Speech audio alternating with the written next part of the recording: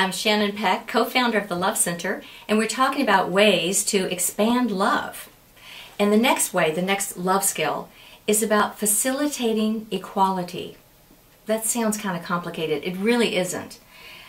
This is where your love will really shine for the other people. So often we're in a group, it might be two people, it might be yourself and somebody else, where everybody gets an equal turn. Because your needs are just as important as someone else's needs, and their needs are just as important to your needs. This is a place where we can really expand love. If someone is doing the monologue and doing all the talking, story after story, and you don't get to talk, how do you feel? You feel like they've made themselves way more important than you, and frankly, it's boring. It really needs to be an interchange of someone speaks for a little, somebody else speaks a little, somebody else speaks a little, everybody gets a turn, everybody feels listened to, valued. Then we're feeling the flow of love. But when there's not equality, when one person is more prominent, and often in a group, there'll be one person that really does the talking.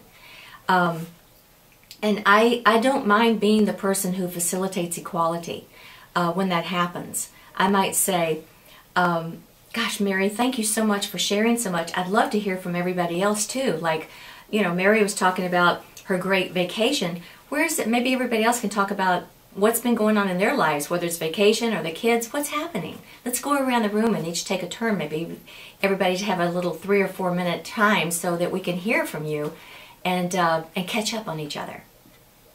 That's pretty smooth. And I had to learn how to do it. It took a lot of courage to speak up and change the whole subject. I had to not judge myself for controlling situations, but frankly, the situation is out of control when one person is doing all the talking.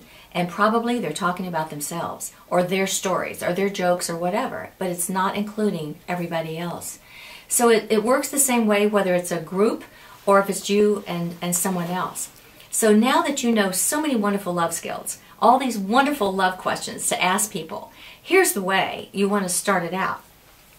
Okay, Jim, I was thinking with our time together over coffee today that we could spend it being a little more close and catching up on each other. How would you like that? Good, yeah, me too. That's what I was thinking. So I was thinking about maybe I'll ask you a question that is more of the heart, which is really what I want to know about you anyway. And after you answer it and we listen, then you can ask me the same question. How would you like that? Okay, good. Let's do that. Okay, well, here might be my question. If you don't like the question, answer any question you like. Okay, the question is, what's the most significant thing going on in your life right now? I'd love to know that. And you can ask one of the love questions that we've talked about. Some are more intimate than others. Some are more in-depth than others. And depending on how well you know this person and how comfortable they are with you and how safe you feel with them and they feel with you, then it works beautifully. So facilitating equality is all about everyone being equally important and everyone receiving equally the measure of love. So go out there and facilitate equality.